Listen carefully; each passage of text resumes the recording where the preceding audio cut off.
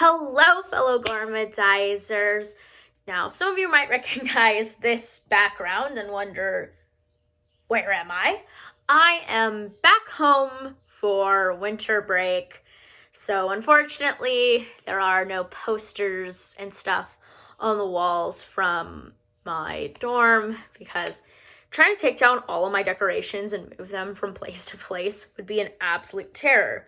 Also, yeah, my hair is blue, and no, this weird little Tintin strand that I've been fighting with all morning will not come down.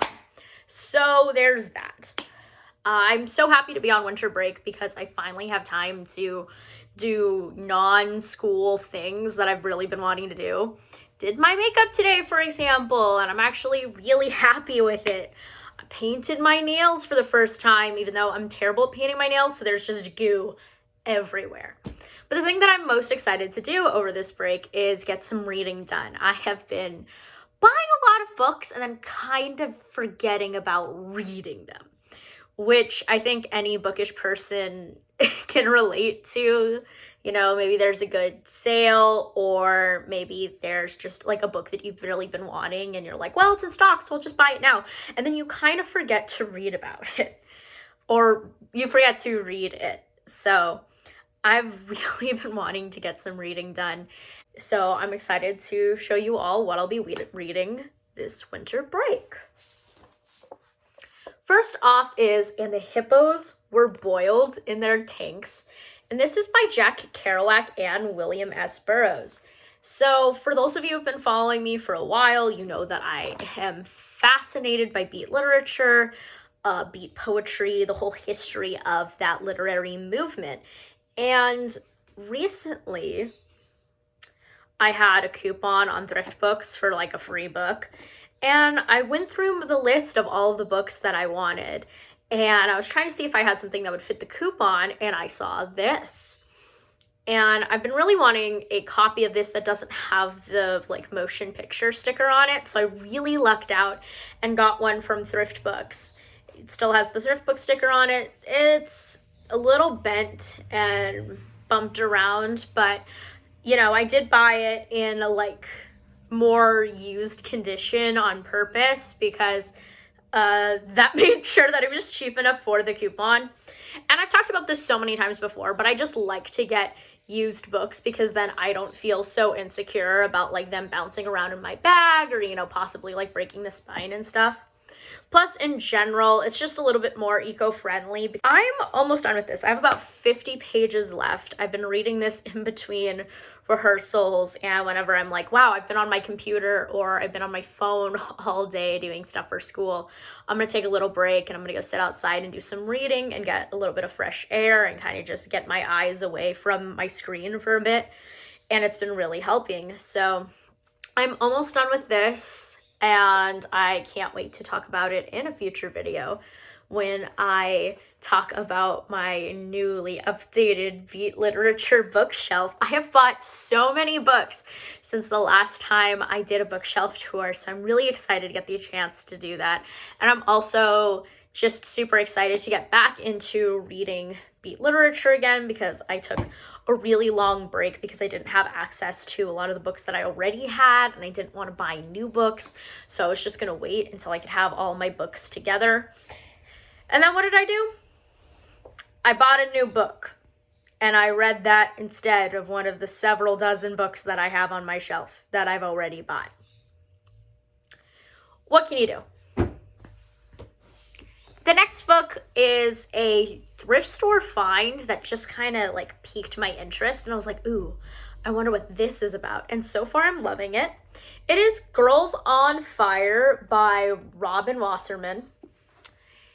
It's a really interesting piece about two friends, and they're in this small town in Pennsylvania, and it's this girl who just moves to the area, and she's it takes place in the 90s, so she's obsessed with the grunge movement and Kurt Cobain. And then there's kind of this girl who's always been a little shy and kind of awkward and not popular her whole life, who becomes friends with this girl, and they create this super intense bond.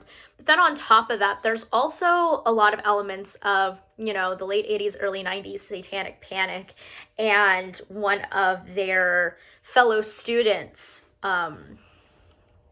dies.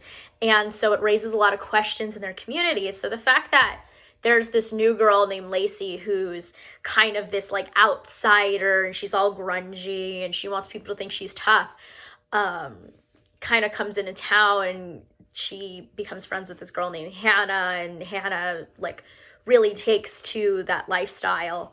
It's really interesting because not only is it a look at these two people's friendships and the need to feel like you belong to something, but there's also undercurrents of just like the parents' paranoia and being different in a small town when there's like an intense focus on all of these teenagers. So far I'm really liking it. The writing is so beautiful. I don't know of anything else that Robin Wasserman has read. Once again, I just picked this up at the thrift store, but I like how the book is going so far. So if in the next couple of weeks when I finish it, I like want to read more of her work, I probably will, because this is just really good. A lot of the writing is so intense and wonderful. That being said, there is a character who's briefly mentioned a couple of times who's kind of like a jerk that the main characters don't really like, who's like obsessed with beat literature, and I'm like, is this how the world sees us? I totally get that it's more of a metaphor for this character's like pretension and his idea that he's like better than other people. So I'm excited. I'm really excited about this book. I'm not quite halfway through it just yet. I accidentally left this book at home during Thanksgiving break, and then I went back to college, and so I haven't been able to like read as much of this. But last night I like got through like 3 chapters of it because it's a really easy read, and the characters really draw you in. There's a lot of interesting dynamics there. Next up is a book that I mentioned on one of my book mail videos, if this shows you just how long it takes me to actually read the things that I buy. It's Scar Tissue by Anthony Kiedis, lead singer of the Red Hot Chili Peppers. The Red Hot Chili Peppers have just kind of been in the soundtrack of my life. Both of my parents listen to a lot of Red Hot Chili Peppers. I'm from California, where the Red Hot Chili Peppers are from, and then there's just like a lot of people in my life who've played their music. So it's going to be really interesting getting to read about the lead singer's life and the inspiration behind some of the songs, and like the history of the band itself. I don't actually know all that much about Red Hot Chili Peppers other than what I've learned from like a couple of Genius lyrics pages, so I'm excited to finally read this. I've heard a lot of really good things, and I think once I finish and so the hippos were boiled in their tanks, I will start reading this and Girls on Fire at the same time. Last but not least, I found this one also at a thrift store. I think all of the books that I am reading over break are secondhand purchases, which is, for me, super cool because I really love to purchase books secondhand, and so the fact that all of them are secondhand purchases makes me very happy. So the last book I'll be talking about is Six of Crows by Leigh Bardugo. I watch a lot of like booktube videos, and Leigh Bardugo is one of those names that comes up a lot. Six of Crows is one of those books that comes up a lot along with its sequel, Crooked Kingdom. So I know that Shadow and Bone, which is another book by this author, is getting a Netflix adaptation, and I don't intend on reading those ones just yet. I really don't know too much about this book going in. All I know is that it's a heist book, and I also just love this cover. I'm really happy that I managed to get it without like a Netflix sticker on it because I did see some like book sets of Lee Bardugo's books when I was at my old job that had like the Netflix covers, and I think those are really annoying and kind of ugly. So I'm excited that I got this version. I just don't know if I'll be able to find Crooked Kingdom in a similar state. But I'm excited about reading this. I've heard a lot of people really like it, and I've seen that the fandom is pretty extensive. So I'm probably gonna hold this out for last. I'll do my 2 really big books back to back. I don't know if I will get all the way through 6 of Crows, but considering the amount of progress that I've made on the first 2 books, I'm hoping I'll get started on this one soon.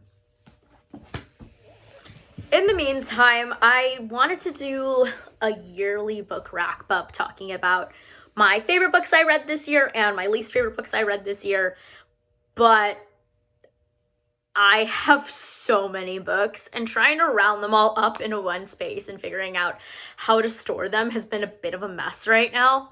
So instead, I just want to focus on actually reading books for the time being.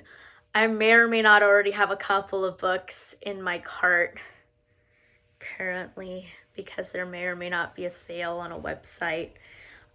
But first, I want to try to finish these, and I can't wait to tell you all about how winter break goes and how reading all of these books goes. So in the meantime, stay safe, stay warm. It is cold and wet and rainy where I am right now. The street is a river, so make sure to bundle up, stay warm. If you drink hot chocolate and or tea, because I'm more of a tea person myself, hot chocolate tends to be either a little too sweet or too watery for me, but that's a tangent for another time. Stay warm, stay safe, and please stay healthy. I know a lot of people are getting like the flu right now, and that can be kind of scary considering some of the symptoms are pretty similar to, you know, that big bad thing that's been keeping us indoors all year. So please stay safe, stay healthy, take care of yourselves, and read lots of books.